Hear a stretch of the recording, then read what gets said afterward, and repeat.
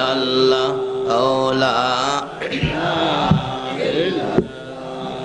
লা ইলাহা ইল্লাল্লাহ লা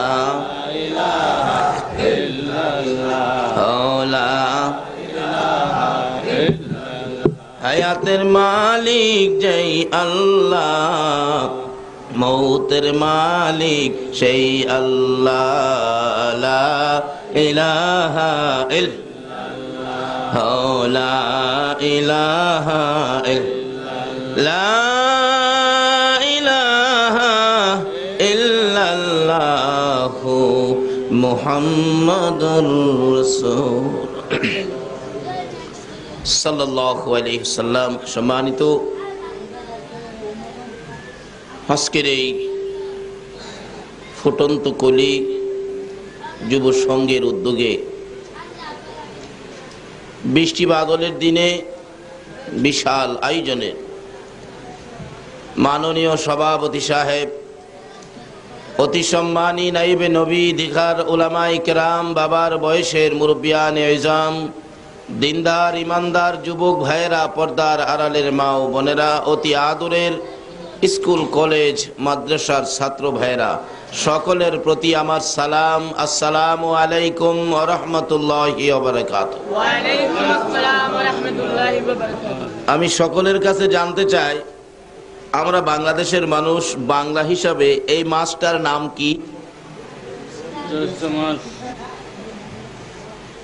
আপনারা কি জানেন না এই মাসের নাম কি? আষাঢ়।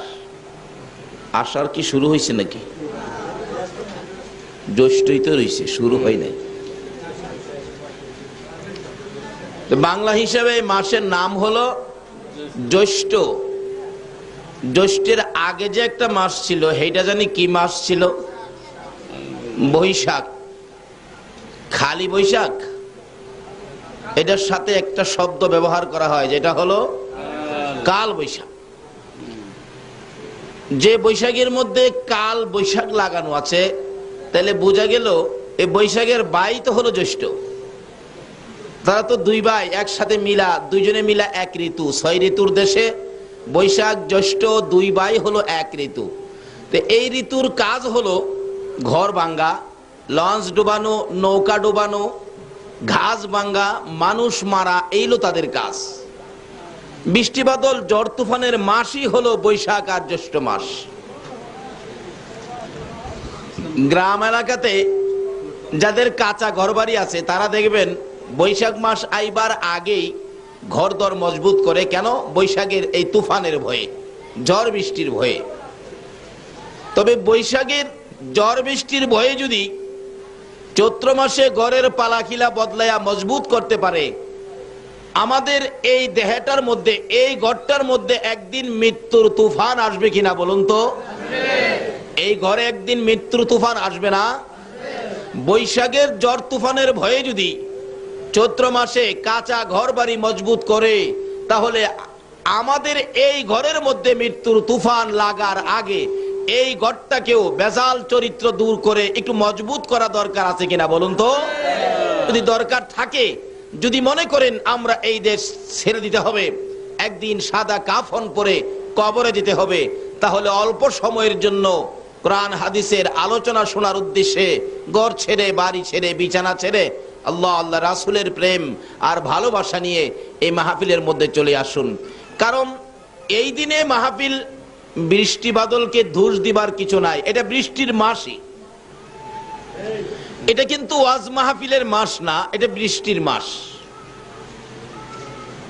তবে আজকে ফুটন্ত কলি, ফুটন্ত এই গোলাপ সঙ্গের ধন্য মায়ের সন্তানেরা যে মাহফিলের আয়োজন করেছেন, আপনারা যারা শরীক হয়েছেন, আল্লাহ বুঝি আজকে আমাদেরকে পরীক্ষার হলের মধ্যে ঢুকিয়েছেন। কিভাবে?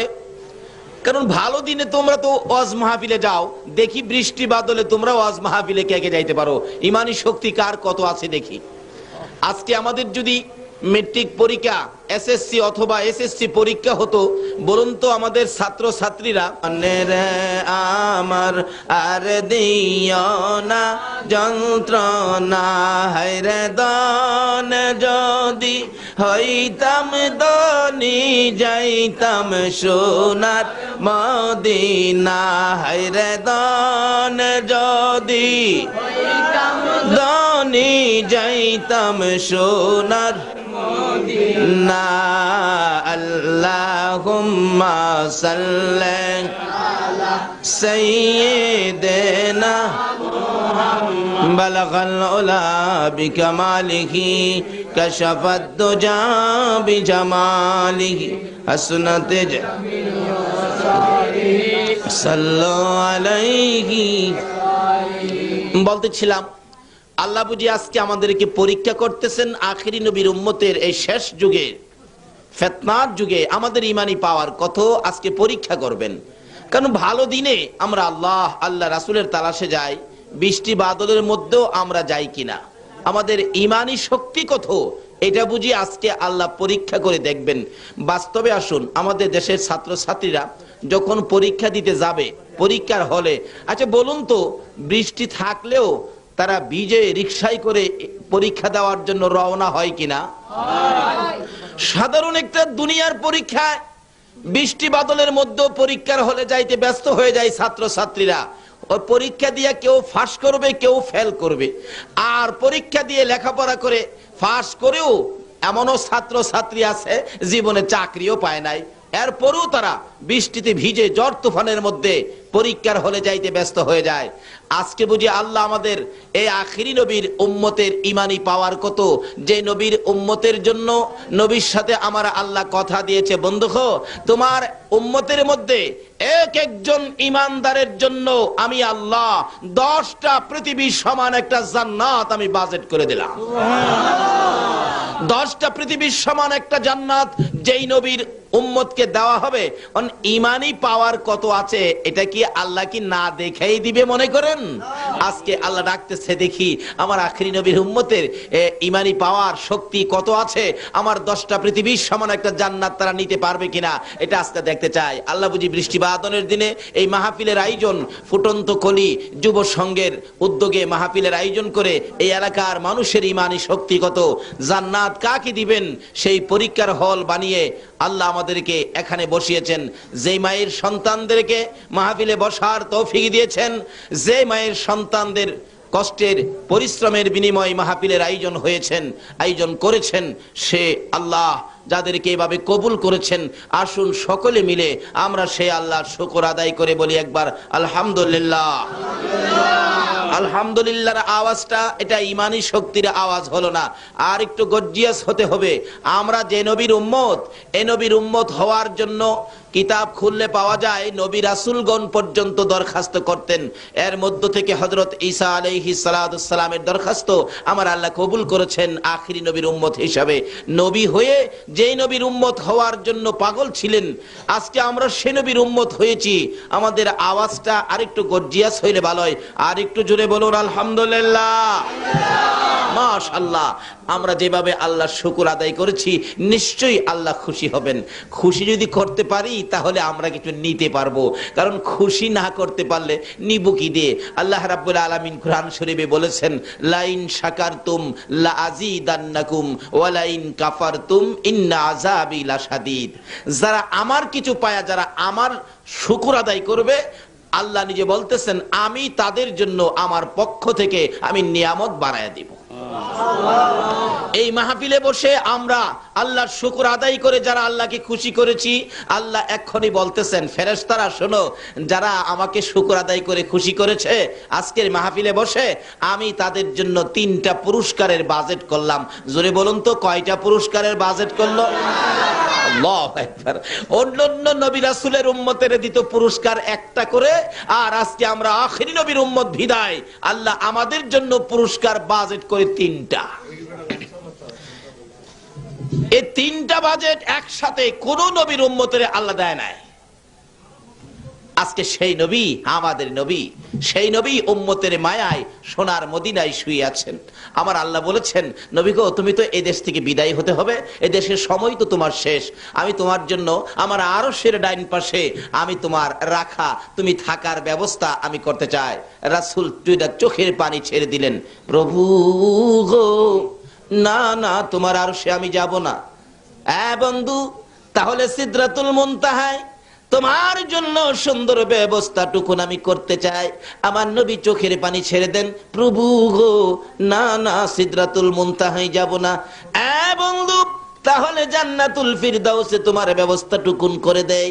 আমার নবী জবাব দিলেন, না, আমি জান্নাতুল ফিরদাউসেও যাব না। আমার আল্লাহ বলেন, বন্ধু গো, সিদরাতুল মুনতাহায় যাবেন না, জান্নাতুল ফিরদাউসে যাবেন না, আমার আরশের ডাইন পাশেও যাবেন না, তাহলে আপনি কোথায় থাকবেন আমি জানতে চাই। আমার নবী চোখের পানি ছেড়ে ছেড়ে জবাব দেন, প্রভু গো, আমি আমার গুনাহগার এতিম উম্মতগুলো দুনিয়ার সাগরে ভাসাইয়া আমি আরশে যেতে চাই না, জান্নাতুল ফিরদাউসে যেতে চায় না, সিদরাতুল মুনতাহায় যেতে চায় না। আমার তামাম পৃথিবীর গুনাহগার উম্মত আমি নবী বুকে লইয়া সোনার মদিনার মাটিতে শুইয়া থাকতে চাই।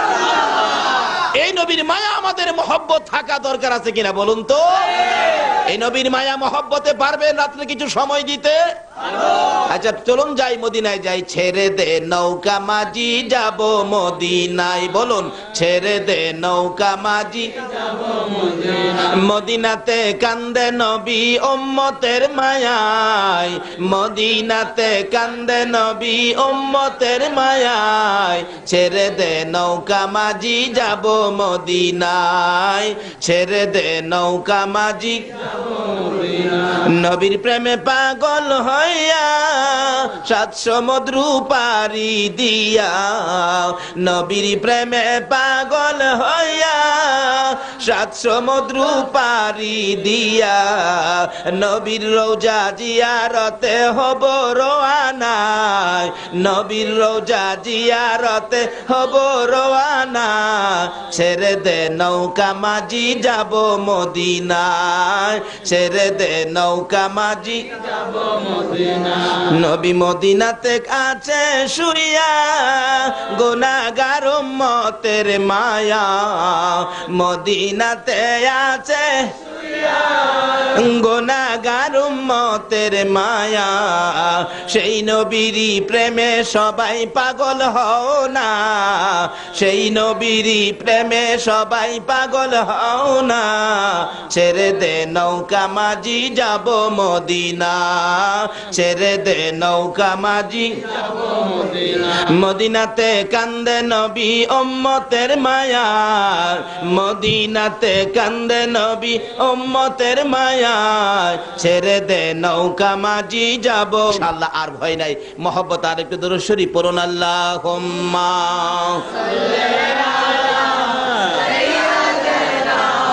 মাওলানা মুহাম্মদ ওয়া আলা আলি সাইয়্যিদিনা মুহাম্মদ। আল্লাহুম্মা সাল্লি মাওলানা মুহাম্মদ ওয়া আলা আলি সাইয়্যিদিনা দয়ার সাগর নবীজিকে পাইব আমরা কই গেলে, মদিনারে বালুর নিচে রহমতেরি ঢেউ খেলে।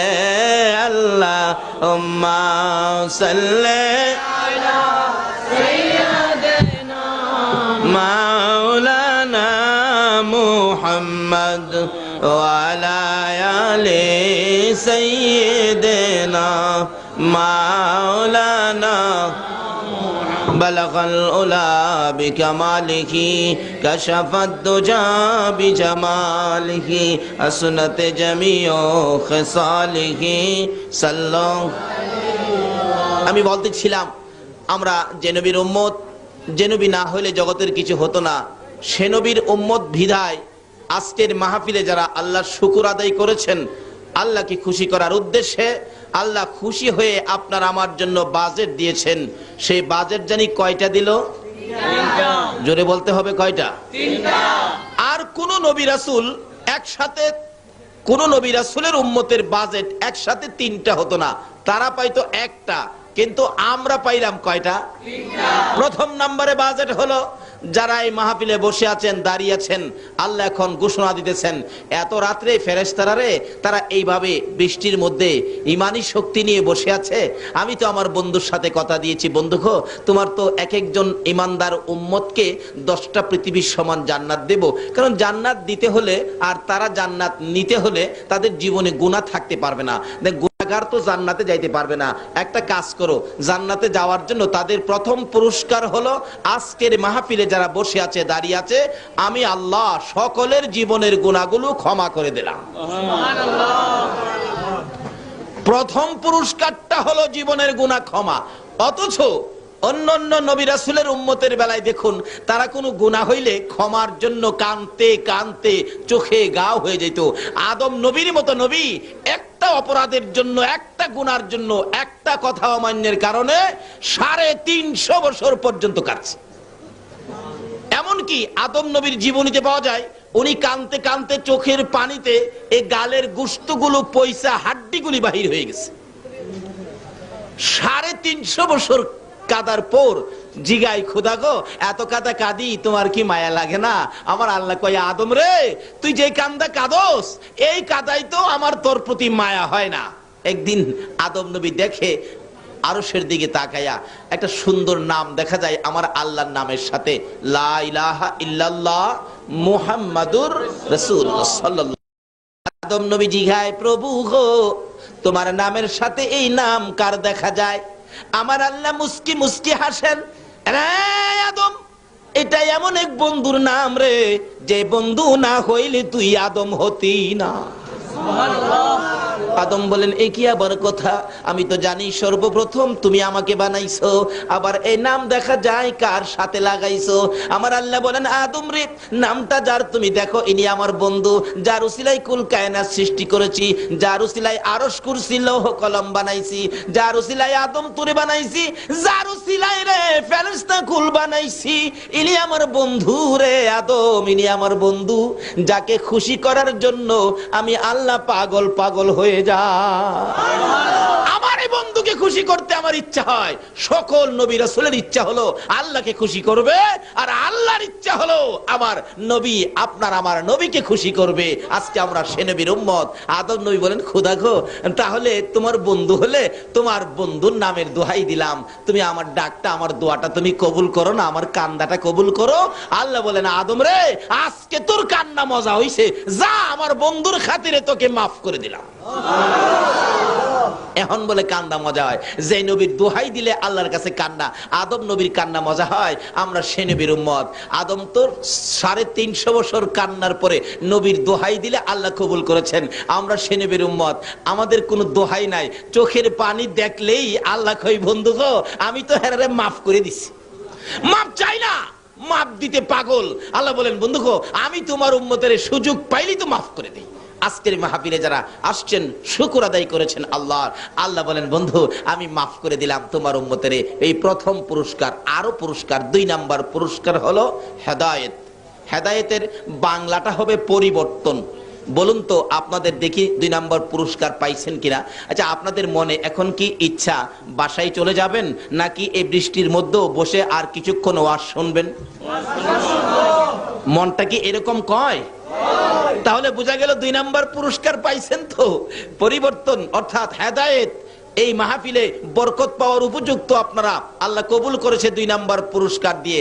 3 নাম্বার পুরস্কার হলো দুর্বল ঈমান শক্তিশালী হয়। আপনাদের দুর্বল ঈমান কিছুটা শক্তিশালী হয়েছে কিনা 3 নাম্বার পুরস্কার পেয়ে একটু প্রমাণ করে দেখতে চায়। আচ্ছা বলুন তো, এখন যদি নবীর দুশমন আবু জাহেল পিছন দিয়ে আসে আপনাদের সাথে ওয়াজ শোনার জন্য, আবু জাহেলকে কি আপনারা দেবেন এখানে ওয়াজ শোনার জন্য? কি বলবেন বলুন তো? খালি চলে যাওয়াই বলবেন, আর কিছু কইবেন না? নাকি বাসায় নিয়ে দাওয়াত করে খাওয়াবেন আবু জাহেল রে? নবীর দুশ্মনের পক্ষে আপনারা আছেন?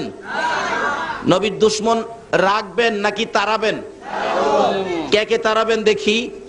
নারে তাকবীর, নারে রিসালাত, ইয়া রাসূলুল্লাহ, নারে গাউসিয়া, ইয়া গাউসুল আজম। জশ্নে জুলসে ঈদে মিলাদুন নবী, সাল্লাল্লাহু আলাইহি উড়ন্ত গোলাপ ক্রীড়া সংগঠন, মাশাআল্লাহ। নবীর অলির দুশ্মনেরা হুশিয়ার সাবধান, হুশিয়ার সাবধান। নবী অলির দুশ্মন। মাশাআল্লাহ, হাত নামান।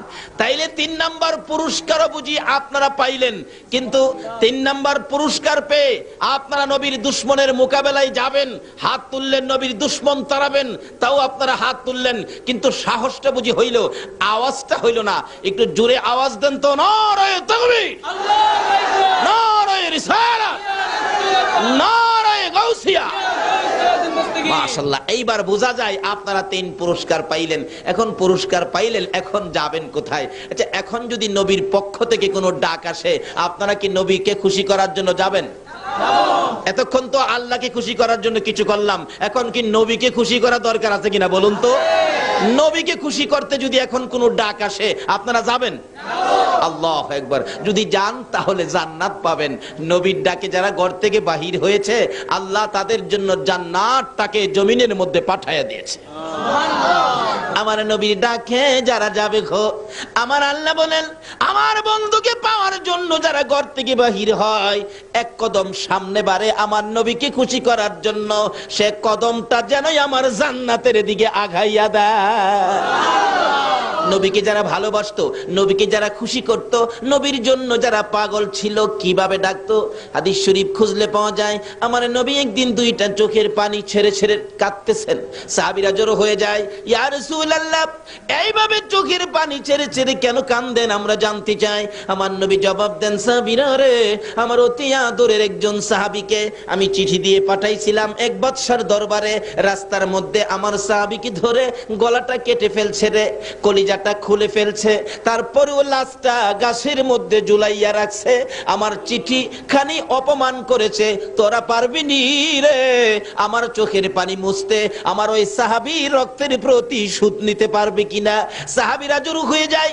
রা ফুটন্ত কোলে যুব সংঘের সদস্যরা, তোমাদের মতো যুবকেরা দৌড়াইয়া বাড়িতে যায়, মার পায়ে সালাম করে, যুদ্ধের পোশাকটা পরে, তরবারিটা হাতে লইয়া মার কাছে দাঁড়াইয়া দাঁড়াইয়া বিদায় নেয়। মাগো, আমার নবীকে খুশি করার জন্য তরবারি লইয়া ঘর থেকে বাহির হলাম, ভাগ্য যদি ভালো হয় ফিরে আসবো, আর যদি ভাগ্যে ভালো না হয় বিদায় করে দাও, দেখা হবে গো হাসরের ময়দানে।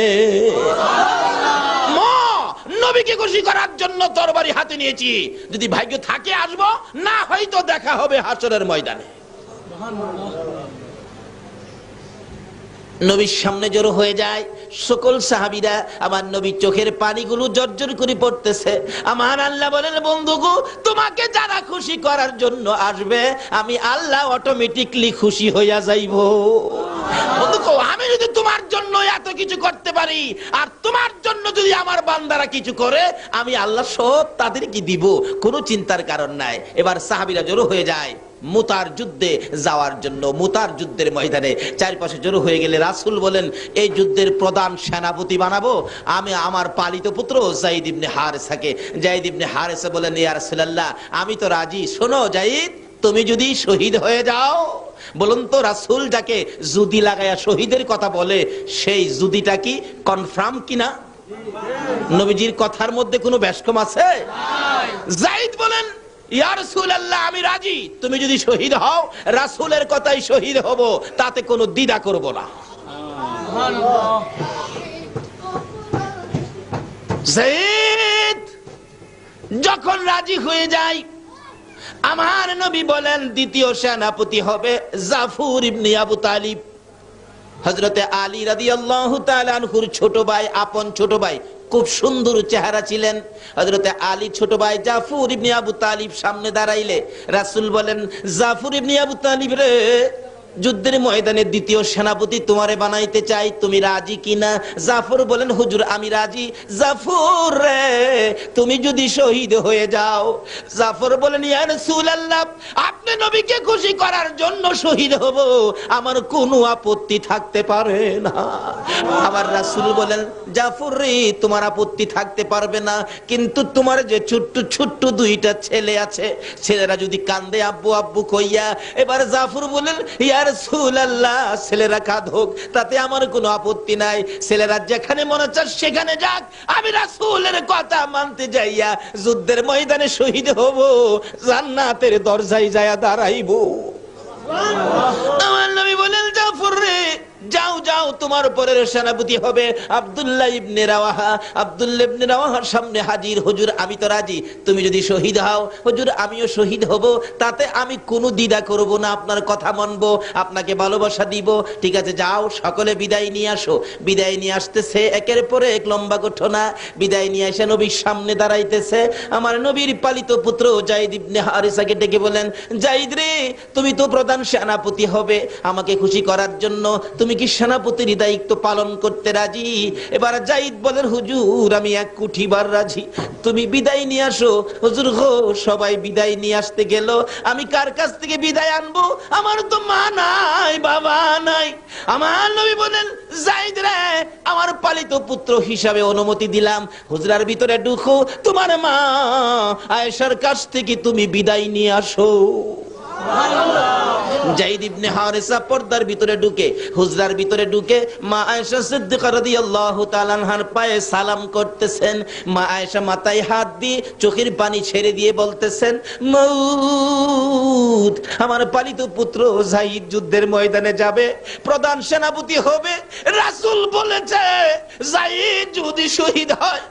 আয়েশা কান্দে, হ্যাঁ মাবুদ, যেই নবীর মুখ থেকে জীবনে কোনোদিন মিথ্যা কথা বলতে শুনি নাই, যেই নবীর কথার মধ্যে বেশ কম দেখি নাই, আমার পালিত পুত্র যায়েদ আজকে শহীদ হবে, আমি মা হইয়া বিদায় দিলাম গো, আমার যায়েদকে তুমি কবুল করো।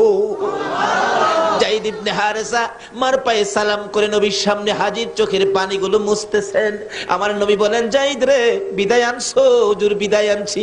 এদিকে আয় আয় আমার পাশে।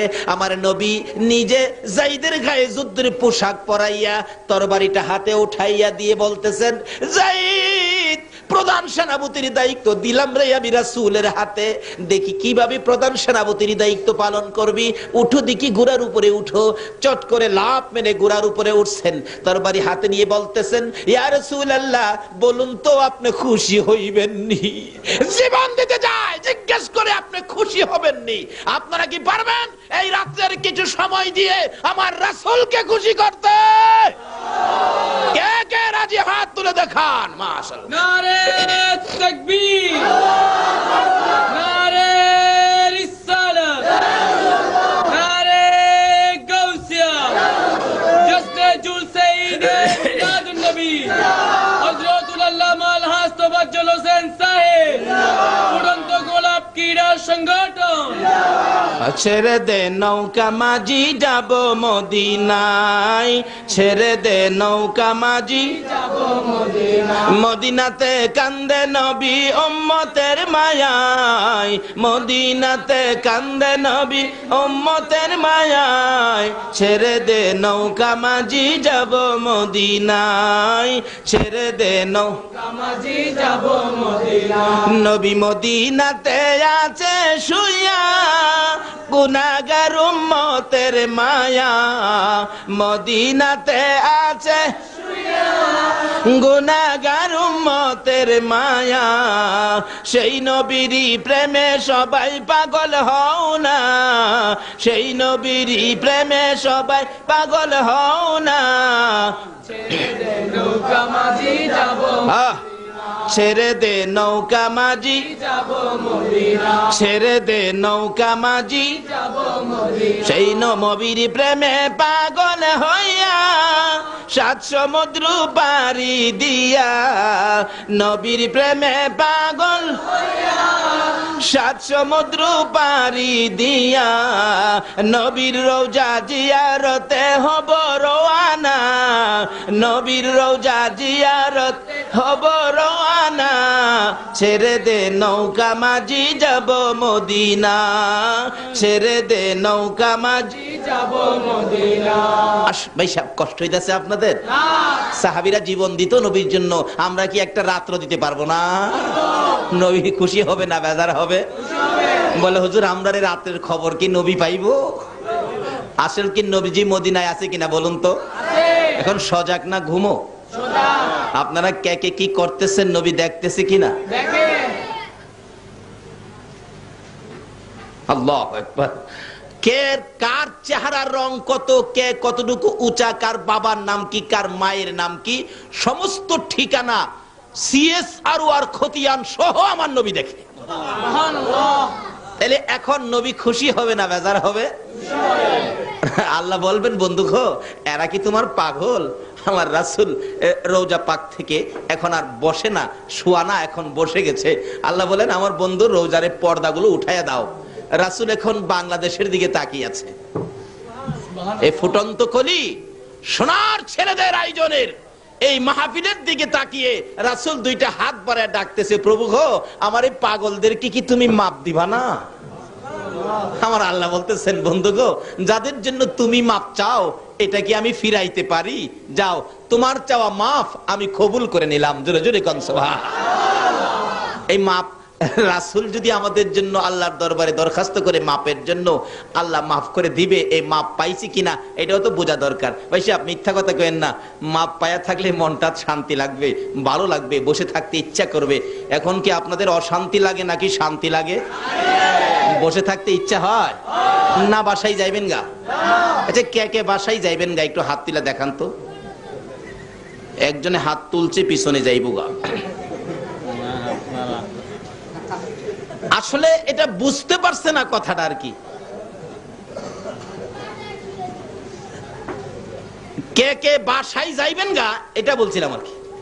কে কে বাসায় যাইবেন গা নবীর মহব্বত ছেড়ে দিয়ে, সেটা বলছিলাম। আছেন কেউ এখানে? নাই। কই যাবেন? এই বাসা বাড়ি কি আমরা?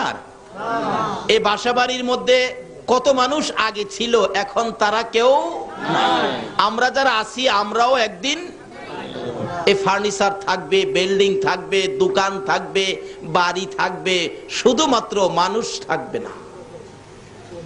কবি বলেন ইয়ে হাম সব মুসাফির হ্যায় ওয়াহি আখির ঠিকানা কোই আগে রওয়ানা হ্যায় কোই পিছে রওয়ানা। আমরা যেখানে আছি, যেই যত মজবুত করে বিল্ডিং বানান না কেন, আল্লাহ বলে এটা মুসাফির খানা। বানাইতেছো তুমি, তুমি কতদিন থাকবে? তোমার পরের হেরা আইতেছে।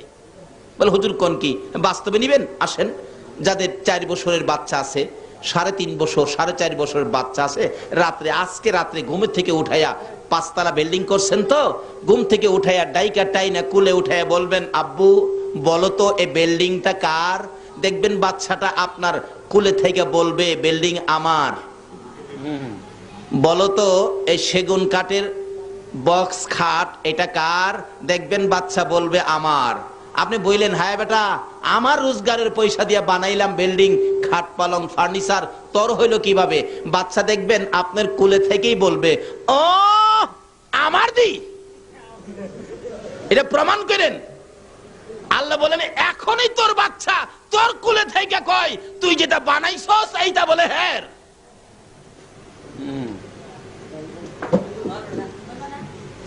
ये हम सब मुसाफिर हैं वही आखिर ठिकाना कोई आगे रवाना है कोई पीछे रवाना। আমরা যেখানে আছি এটা হলো একটা স্টেশনের প্ল্যাটফর্মের মতো, বাস স্ট্যান্ডের যাত্রী ছাউনির মতো। যে যাই বানাইতেছেন এটা যাত্রী ছাউনি। যার যার গাড়ি যেদিন আসবে সব রেখে শুধু শুধু খালি খালি রওনা হয়ে যাবেন, কিচ্ছুই সাথে নিতে পারবেন না। শুধু নেওয়ার মতো 2টা জিনিস আছে, একটা আছে আমার আল্লাহ, আর একটা থাকবে আমার রাসূল। জোরে জোরে কোন সুবহানাল্লাহ। আজকে এই 2 জনকে কিভাবে খুশি করা যায়? আর দুইজনকে খুশি করতেই হবে। কেন করতে হবে এটাও আলোচনায় আসবে। যদি একটু লম্বা হয় আপনারা থাকবেন তো? বলতেছিলাম থাকবেন না কেন? আল্লাহকে খুশি করলেন শুকর আদায় করে, এই জন্য আল্লাহ 3টা পুরস্কার আমাদেরকে দিয়ে দিলেন। আবার যে রাসূলকে আল্লাহ খুশি করার জন্য পাগল, যে রাসূলের জন্য এত কিছু করেছেন, সেই রাসূলকে খুশি করলে আল্লাহ কি দিবে এটাও তো আমাদের জানা দরকার। বলতেছিলাম যায়েদ ইবনে হারেসা রাসূলকে খুশি করার জন্য ঘোড়ার পৃষ্ঠে উঠে দেখাইতেছেন, ইয়া রাসূলুল্লাহ তরবারি হাতে নিলাম, যুদ্ধের পোশাক লাগাইলাম, দেখুন তো ঘোড়ার মধ্যে উঠেছি, প্রধান সেনাপতির দায়িত্ব, আমার পক্ষে কতটুকু সম্ভব হবে? আমার রাসূল মুস্কি হাসি দিয়া বলেন, রে যায়েদ দেখলাম রে বড় সুন্দর লাগে রে, এ যুদ্ধের ময়দান থেকে তো তুই আর ফিরে আসবি না। তুমি যে শেষ দেখা আমাকে দিয়ে গেলে, আমার কাছ থেকে তুই শেষ বিদায় দিন নিয়ে গেলে, যাও যাও যায়েদ ইবনে হারেসা যাও, তোমাকে বিদায় দিলাম। এমনি সময় পর্দার ভিতর থেকে একটু ফাঁকা করে ডাকতেছে যায়েদের বিবি, স্বামী দাঁড়াও গো, একটুখানি দাঁড়াও। কেন কেন? স্বামী, যে রাসূল জীবনে কোনোদিন মিথ্যা কথা বলে নাই, যেই রাসূলের কথা জীবনে কোনোদিন সোতা পরিমাণ বেশ কম হয় নাই, রাসূল বলেছে তুমি যুদ্ধের ময়দানে শহীদ হয়ে যাবে। স্বামী গো, জীবনে তো আর তোমার সাথে কোনোদিন দেখা হবে না। স্বামী, আমি বিবি হইয়া অনুরোধ করি, তোমার কাছে আবদার করি, তুমি গোরাত থেকে নাইমা একটু পর্দার ভিতরে আসো, আমি বিবি তোমাকে জীবনের শেষ দেখা দেই। একটা চিৎকার মারছে যায়েদ ইবনে হারেসা, নিষ্ঠুর বিবি, তুমি কি জানো না রাসূলকে খুশি করার জন্য ঘোড়ার পৃষ্ঠে উঠেছি, রাসূলকে দেখাইয়া দিয়েছি। হ্যাঁ বিবি, যেই জায়গার মধ্যে যুদ্ধে যাওয়ার পরিবেশে আমার রাসূল দেখেছে, রাসূলের ইচ্ছাই ঘোড়ার পৃষ্ঠে উঠেছি, আর কারো ডাকে আমি ঘোড়ার থেকে নামতে পারি না। ফুটন্ত খুলি যুব সংঘের উদ্যোগে যেই মাহফিলে আপনারা বসে আছেন, দেখুন নবীর কত ভালোবাসতো যুবকেরা। যায়েদ ইবনে হারেসা বলেন, রাসূলের নির্দেশে ঘোড়ার উপরে উঠেছি, রাসূলকে খুশি করার জন্য যুদ্ধের পোশাক গায়ে দিয়েছি। বিবি গো, নবীজির কথা ছাড়া কারো কথাই এই ঘোড়ার পিঠ থেকে নিচে নামবো না। তাহলে বোঝা গেল বিবির চাইতেও রাসূলের ভালোবাসা বেশি না কম? এখন আমরা দোকানের ভালোবাসা ছাড়তে পারলাম না, বাড়ির ভালোবাসা ছাড়তে পারলাম না, নবীর ভালোবাসার জন্য পারলাম না আজকে বৃষ্টির মধ্যে মাহফিলে শরীক হইতে। আজকের মাহফিলে শরীক হওয়াটার বাস্তব প্রমাণ হবে আমরা নবীকে ভালোবাসি। ইয়া মুহাম্মদ পিয়ারা নবী এসো নিরালায়, ইয়া মুহাম্মদ পিয়ারা নবী, ডাকেন ডাকেন, তোমার দিদার মনের গুছিবে জ্বালায়, মুহাম্মদ পিয়ারা নবী এসো নিরালায়, মুহাম্মদ পিয়ারা নবী এসো নিরালায়। পাইব যারা নবীজির দিদার হবে তারা হাসরে পার, পাইব যারা নবীজির দিদার হবে তারা হাসরে পার। দয়া করে দেখা দিয়ে দূর কর জ্বালা, হায়রে দয়া করে দূর কর জ্বালা, ইয়া মুহাম্মদ পিয়ারা নবী এসো নিরালায়, ইয়া মুহাম্মদ পিয়ারা নবী।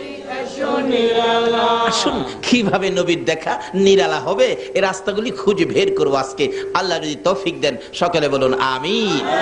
এবার যায়েদ বলতেছেন, বিবি গো, নবীর কথাই ঘোড়ার পৃষ্ঠে উঠেছি, কারো কথাই নামবো না, নবীকে ভালোবাসি রে, নবীর চেয়ে বেশি আর কাউকে ভালোবাসি না। বিবি ডাকতেছেন, স্বামী গো, আজকে তোমার সাথে জীবনের শেষ দেখা হবে, শহীদ হয়ে যাবি, আর তো কোনোদিন তোমার সাথে দেখা হবে না। স্বামী, ঘোড়া থেকে যদি না নামো, মুখোশটা মুখের মধ্যে লাগিয়ে রাখছো, মুখোশটা পরেছো, মুখোশটা একটু সরিয়ে দাও, আমি তোমাকে এই ঘোড়ার উপরে রাখা জীবনের শেষ দেখা দেই। একটা চিৎকার মারলেন যায়েদ ইবনে হারেসা, রে বিবি, যে মুখোশ আমার রাসূলের হাতে লাগাইছে, রাসূলের হাতে যে মুখোশ আমার মুখের মধ্যে লাগাইছে রে, এই মুখোশ বিবি দেখার জন্য আমি যায়েদের হাত লাগাইব না। কে ছিল নবীর আশেক? কে নবীকে খুশি করতেন? তার বিনিময়ে আমার আল্লাহ কি দিবেন? আল্লাহু আকবার। আসুন সামনে বাড়ি, লম্বা হয়ে যাচ্ছে, কষ্ট হবে না তো আপনাদের?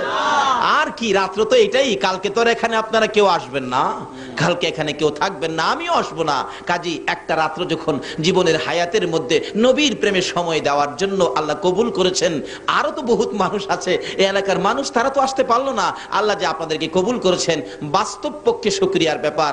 আল্লাহ আমাদেরকে কবুল করেছেন একটু সময়, একটা রাত্রে, কালকে আর আপনাকে বলা হবে না। কাজী আপনার ভাগ্য ভালো হবে। কি ভালো হবে?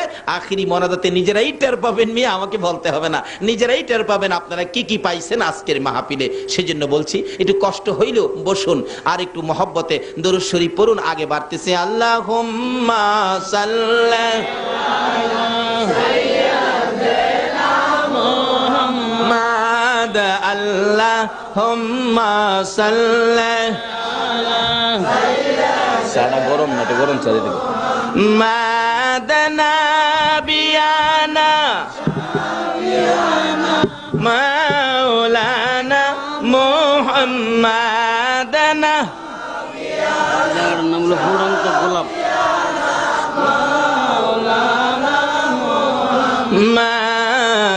মাদাল্লাহুম্মা সাল্লি আলা সাইয়্যিদিনা মুহাম্মাদ। আহারে পাষাণ হৃদয় নবীর জন্য কান্দনা, আহারে পাষাণ হৃদয় নবীর জন্য না, হায়রে তুমাই সারা দয়াল নবী বেহেশতেতে যাবে না, হায়রে তুমাই দয়াল নবী বেহেশতেতে যাবে না। আল্লাহুম্মা সাল্লি আলা সাইয়্যিদিনা মুহাম্মাদ, আল্লাহুম্মা সাল্লি আলা সাইয়্যিদিনা মুহাম্মাদ, সাইয়্যিদিনা মুহাম্মাদ, আল্লাহুম্মা সাল্লি আলা সাইয়্যিদিনা, গরম না তো, গরম চলে দিবে, মাদানা বিয়ানা মাওলানা মুহাম্মাদানা, যার নাম হলো ফুরন্ত গোলাপ,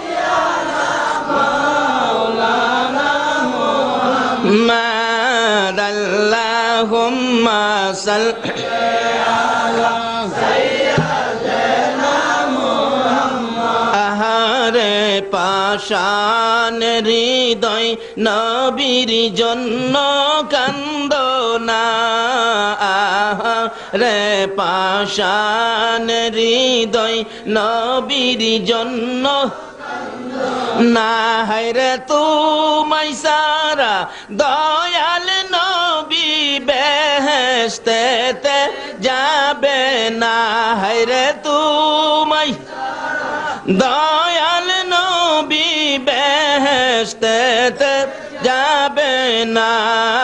আল্লাহুম্মা সাল্লি আলা সাইয়্যিদিনা মুহাম্মাদ, আল্লাহুম্মা সাল্লি আলা সাইয়্যিদিনা মুহাম্মাদ, নাবিয়ানা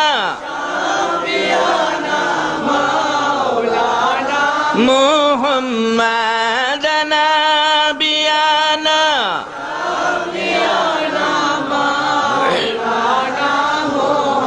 বালাগাল উলা বিকামালিহি কাশাফাদ দুজা বিজামালিহি আসনাত জামিউ খিসালিহি সাল্লাল্লাহু আলাইহি ওয়া আলিহি।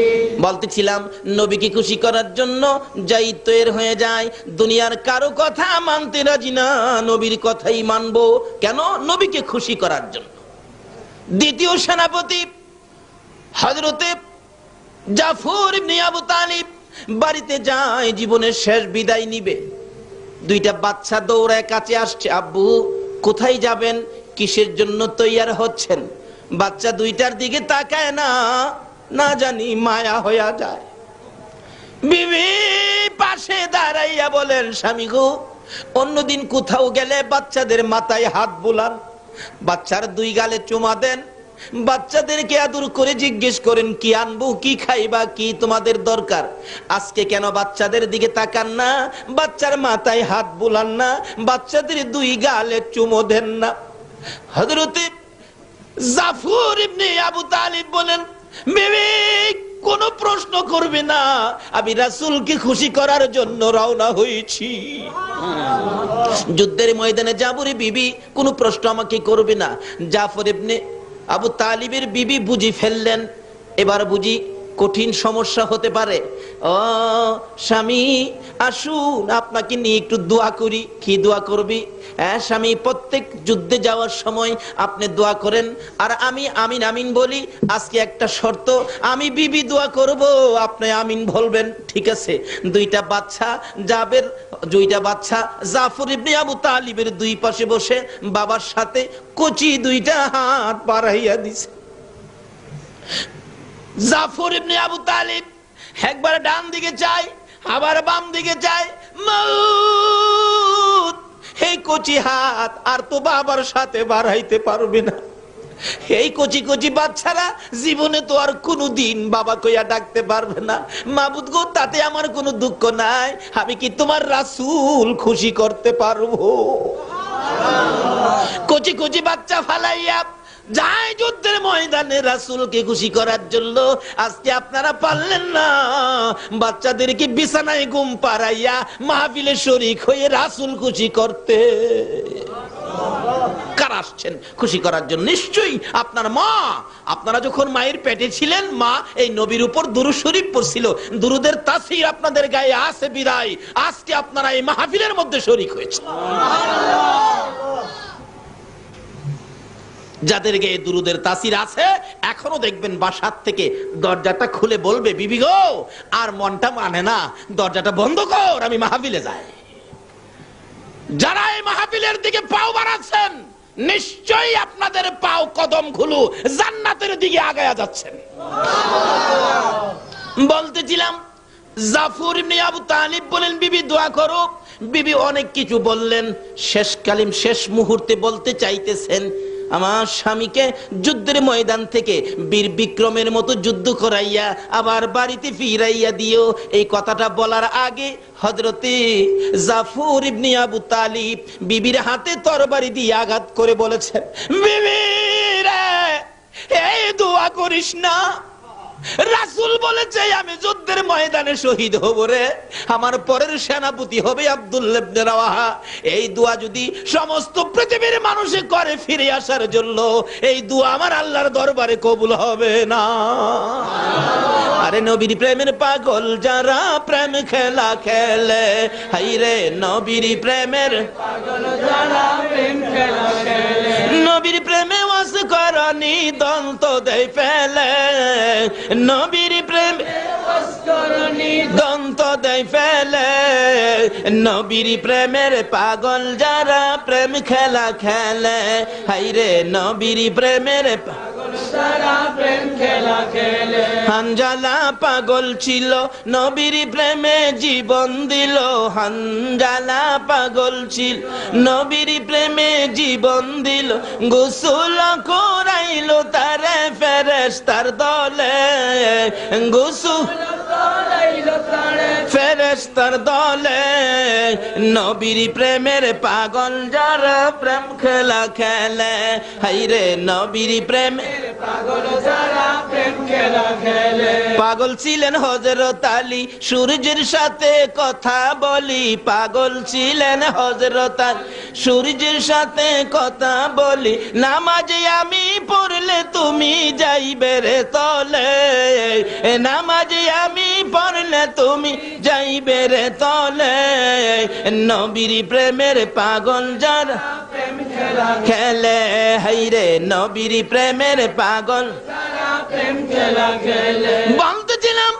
নবীর প্রেমে পাগল হইয়া জাফর ইবনে আবু তালিব বিবির হাতের মধ্যে তরবারি দিয়ে আঘাত করে হাত নামাইয়া দিয়া তরবারিটা লইয়া একটা দূর মারছে, যুদ্ধের ময়দানে যাবে। পিছন দিয়া বিবি ডাকে, স্বামী গো একবার পিছে ফিরে চাও না, তোমার জীবনের শেষ দেখা দেখি। জাফর ইবনে আবু তালিব একবারও পিছে চায় না। জাফরের বিবি বলেন, সন্তানেরা রে বাবা দেখবি নি, জীবনের শেষ দেখা দেখো। আর জাফর কোনদিন বাড়িতে আসবে না। বাচ্চা দুইটা দৌড়ে যাইয়া বাবার পিছে যাইয়া ডাকে, বাবা গো বাবা কবে আসবা? জাফর কোনো কথা কয় না। বাবা গো কোন সময় আসবা, কোন দিন আসবা, কি বারে আসবা, আমাদের জন্য মজা আনবা কিনা? বাচ্চারা ডাকে, জাফর ইবনে আবু তালিব পিছে ফিরে নাম, কোনো কথাও কয় না। কিতাবে আসছে অবশেষে দুইটা বাচ্চা দুই দিকে যাইয়া পাঞ্জাবির কোনায় ধরে টানতেছে। বাবা গো এত নিষ্ঠুর কেমনে ওই লাগো বাবা, এত ডাক ডাকি একবারও পিছে ফিরে চাও না, এইরকম তো আর কোনদিন তুমি করো নাই। তারপরও জাফর পিছে চায় না। কেন চায় না? নবীর ভালোবাসায় দৌড় দিয়েছি। বাচ্চাদের দিকে তাকাইলে যদি ভালোবাসা এই দিকে আইসা যায়, তাহলে তো আমার নবীর ভালোবাসা হালকা হইয়া যাবে। আমার আল্লাহ বলেন, জাফর রে আমি যার প্রেমে এত কিছু করেছি, আমার বন্ধুর ভালোবাসা এইভাবে তুমি দিতেছো, আমি আল্লাহ সেই ভালোবাসার পুরস্কার তোমাকে দান করব। যাইতেছে জাফর নবীর সামনে হাজির। জাফর ইবনে আবু তালিব, আসছো? জি হুজুর আসছি। বিদায় নিয়ে আসছো? হুজুর বিদায় নিয়েছি। সবচেয়ে বড় মর্মান্তিক ঘটনা হলো, সবচেয়ে বড় হৃদয় বিদারক ঘটনা হলো, হুজুর গো দুইটা বাচ্চা আমার পাঞ্জাবির কোনায় ধরে পিছনে ডাকছে, আব্বু কবে আসবা, আমাদের জন্য মজা আনবা কিনা? আমি একবারও, আল্লাহর বন্ধু গো, আমি একবারও আমার বাচ্চাদের দিকে তাকাই না, পিছেও ফিরা চাই না। রাসূল বলেন, কেন তাকাও না? জানতে চাই। হুজুর আপনার ডাকে যুদ্ধে যাব, বাচ্চাদের দিকে যদি ফিরা চাই, হয়তো বাচ্চাদের জন্য আমার মায়া হয়ে যাবে। আপনার মায়া নি কইমা যায়, সেই জন্যই আমি বাচ্চাদের দিকে তাকায় না। আজকে কে এই বাচ্চাদের মায়া ছেড়ে, বাড়িঘরের মায়া ছেড়ে, ফুটন্ত গোলাপ যুব সংঘের উদ্যোগে মাহফিলের আয়োজনে বসে নবীর ভালোবাসা দেওয়ার পরিচয় করে দিয়েছেন? নিশ্চয়ই আপনাদের পুরস্কার বাজেট হয়েছে। 3টা পুরস্কার তো আমার আল্লাহ দিয়েছে। আল্লাহকে খুশি করার কারণে নবীকে খুশি করার পরে কি পাবেন, এই তো সামনে আসতেছে। কষ্ট হইতেছে ভাই সব আপনাদের? বলতেছিলাম, জাফর ইবনে আবু তালিব নবীর পাশে দাঁড়াইয়ে বলতেছেন, দাঁড়াও, ঠিক আছে তুমি দ্বিতীয় সেনাপতি, তোমার উপরে সেনাপতি আব্দুল্লাহ ইবনে রাওয়াহা। আব্দুল্লাহ ইবনে রাওয়াহা খুব বড়লোক বাবার সন্তান ছিলেন। এ আব্দুল্লাহ ইবনে রাওয়াহা এদিকে আসো। কি সবে মাত্র নতুন বিবাহ করেছিলেন, তুমি বিদায় নিয়ে আসছো? জি হুজুর আমিও বিদায় নিয়ে আসছি। যাও যুদ্ধে যাও। যুদ্ধ শুরু হয়ে যায়।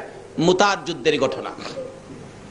যুদ্ধ করতে করতে কাফের বেঈমানেরা এমন আক্রমণ শুরু করে দিলেন, যায়েদ ইবনে হারেসা শহীদ হয়ে যায়। জাফর ইবনে আবু তালিব ইসলামের পতাকা টান দিয়ে হাতে নিলেন। কাফের বেঈমানেরা জাফরের দিকে আক্রমণ শুরু করে দিলে। কিতাবে আসছে ডাইন হাতে ইসলামের পতাকা ছিল, কাফের বেঈমানেরা ডাইন হাতের গর্দানের মধ্যে এত জোরে তরবারি দিয়ে আঘাত করেছে, এ হাত কাইটা জমিনে পড়ে গেছে। আমার নবী মসজিদে নববীর বারিন্দায় মুরব্বী সাহাবীদেরকে নিয়ে বসা ছিলেন, মুতার যুদ্ধের খবরের অপেক্ষায় ছিলেন। সঙ্গে সঙ্গে জিবরাইল নবীর কাছে খবর দেন, হুজুর জাফরের একটা হাত কাইটা ফালাইছে। আমার নবী দুইটা চোখের পানি জর্জর করে ছেড়ে দিলে। মুরব্বী সাহাবীরা জিগায়, হুজুর কাঁদেন কেন? সাহাবীরা রে মুতার যুদ্ধের খবরে কান্দি। কি হয়েছে হুজুর? আমার জাফরের একটা হাত কাইটা ফলাইছে। বাম হাতে পতাকা হাতে নিলে বাম হাতের মধ্যে আক্রমণ, বাম হাত কাইটা জমিনে পড়ে গেছে। আমার নবী আবার চোখের পানি ছেড়ে দিছে। সাহাবীরা জিগায়, হুজুর এবার কেন কান্দেন? সাহাবীরা রে আমার জাফরের দুইটা হাত কাইটা ফালাইছে। এবার ইসলামের পতাকা কিতাবে আসছে, মুখে কামড় দিয়ে উপরে উড়াইয়া বসে হাঁটু দিয়ে চাপা দিয়ে ধরে পতাকা উপরে উড়াইয়া রাখছে। তারপরেও জাফরের দিকে চারদিক থেকে বসা অবস্থায় তীর মারতেছে। কিতাব বলেন এমন করে তীর মারে গো, ডান দিক দিয়া তীর লাগলে কলিজা ছেদ্রু করে বাম দিক দিয়া বেরিয়ে যায়। এইভাবে একের পর এক তীর বল্লমের আঘাত আসতেছে। আস্তে আস্তে আস্তে আস্তে জাফর পতাকা ছাড়ে না। এইভাবে তীর লাগতে লাগতে 52টা তীরের আঘাত জাফরের কলিজায় লাগছে, তবু কামড় ছাড়ে না।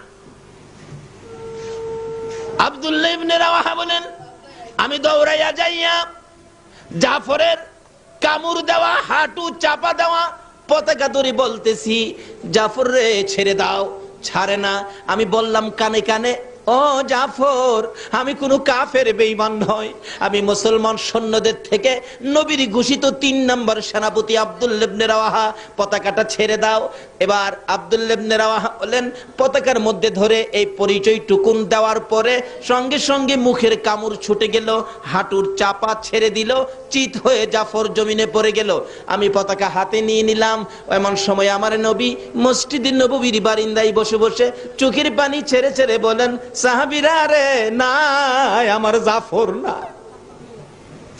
নবী কান্দে। কিছুক্ষণ পর আমার নবী আকাশের দিকে তাকাইয়া মুস্কি মুস্কি হাসতেছে, গায়েবী সালামের জবাব দিতেছে, ওয়ালাইকুম সালাম, ওয়ালাইকুম সালাম। মুরব্বী সাহাবীরা বলেন ইয়া রাসূলুল্লাহ, এতক্ষণ চোখের পানি ছেড়ে ছেড়ে কাঁদতেন, এখন হাসতেছেন, ব্যাপারটা কি জানতে চাই। আল্লাহর বন্ধু গো, কে সালাম দিল, কার সালামের জবাব দিলেন জানতে চাই। আমার নবী ডাকে, সাহাবীরা রে আমার জাফরের সালাম নিলাম রে, জোরে জোরে কন্যা সুবহান। রে সাহাবীরা, আমি আমার জাফরের সালাম নিলাম। আমার জাফর আমাকে খুশি করার জন্য যুদ্ধের ময়দানে 2টা হাত কাঠাইয়া দিলে আমার আল্লাহ খুশি হইয়া রে সাহাবীরা 2টা হাতের বিনিময় আমার জাফরকে 2টা জান্নাতের পাখা লাগাইয়া দিছে। আল্লাহ ইয়া রাসূলুল্লাহ ইয়া গাউসুল জশ্নে জুলসে ঈদে মিলাদুন নবী জিন্দাবাদ। হযরতুল আল্লামা আলহাজ মাওলানা মুফাজ্জল হোসেন সাহেব জিন্দাবাদ। ফুটন্ত গোলাপ ক্রীড়া সংগঠন। বলতেছিলাম আমার নবী বলেন, সাহাবীরা রে আমার জাফর 2টা হাত আমাকে খুশি করার জন্য যুদ্ধে কাঠাইয়া দেওয়ার কারণে আমার আল্লাহ আমার জাফরকে জান্নাতি 2টা পাখা লাগাইয়া দিছে। আমার জাফর ওই জান্নাতি পাখা দিয়ে 70,000 ফেরেশতার সঙ্গী হইয়া রে সাহাবীরা উইরা উইরা আমার জাফর আল্লাহর জান্নাতে যাইতেছে। যাওয়ার আগে আকাশ থেকে রে আমি রাসূলকে সালাম জানাইয়া দিছে। বলতেছিলাম যে নবীর ভালোবাসায়, যে নবীকে খুশি করার জন্য 2টা হাত কাঠাইয়া দিলে আমার আল্লাহ জান্নাতের পাখা লাগাইয়া দেয়। এই নবীর ভালোবাসা দিলে লাভ হবে না লস হবে? দিতে হবে, লাভ হবে। কেন? এই লাভ আমাদের দরকার আছে।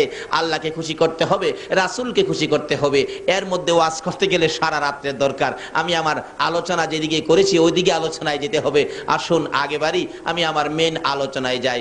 আমরা প্রথম খুশি করেছি আল্লাহকে, কি বলে? আল্লাহর শুকর আদায় করে। দ্বিতীয় নম্বরে খুশি করার চেষ্টা করেছি রাসূলকে, কি করে? যেইভাবে সাহাবারা জীবন দিয়েছে, আমরা জীবন দেওয়ার পরিবেশ নাই বিধায় আমরা